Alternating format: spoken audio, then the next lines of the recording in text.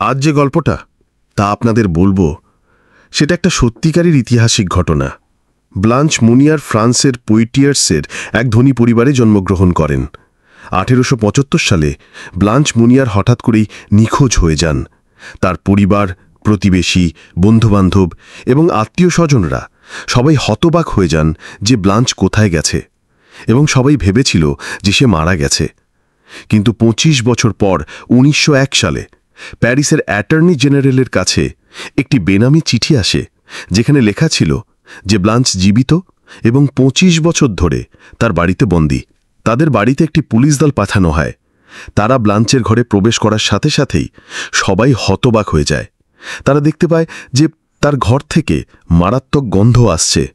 পুরো ঘরে পচা ইঁদুর এবং মলমূত্র ছড়িয়ে আছে, এবং ব্লাঞ্চ বিছানায় খুব খারাপ অবস্থায় পড়ে আছে। তখন তার ওজন ছিল মাত্র 25 কেজি এবং সে মৃত্যুশয্যায় ছিল। পুলিশ ব্লাঞ্চের মাকে অর্থাৎ ম্যাডাম মুনিয়ারকে গ্রেপ্তার করে রহস্য উদ্ঘাটন করে।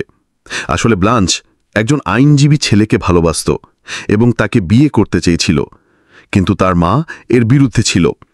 যখন ব্লাঞ্চ তার মাকে বলল যে সে তাকে বিয়ে করবে, তখন তার মা ভেঙে পড়েন এবং ব্লাঞ্চকে একটি অন্ধকার ঘরে আটকে রাখেন। তার মা তাকে প্রতিদিন তার সিদ্ধান্ত পরিবর্তন করতে বলেছিলেন, কিন্তু ব্লাঞ্চ প্রতিবারই তার প্রত্যাখ্যান করেছিলেন।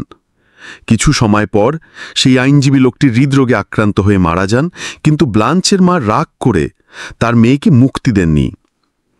চিঠিটি কে লিখেছিল আজ পর্যন্ত কেউ এই বিষয়ে জানতে পারেনি। তার মা এবং ভাইকে গ্রেপ্তার করা হয়েছিল, এবং তার মেয়েকে উদ্ধার করার পরপরেই তার মা মারা যান। দুঃখের বিষয় হল, ব্লাঞ্চ আর কখনো সমাজে পুনরায় একত্রিত হতে পারেননি এবং তার জীবনের বাকি সময় একটি স্যানিটেরিয়ামে কাটিয়েছিলেন। 1913 সালে মারা যান।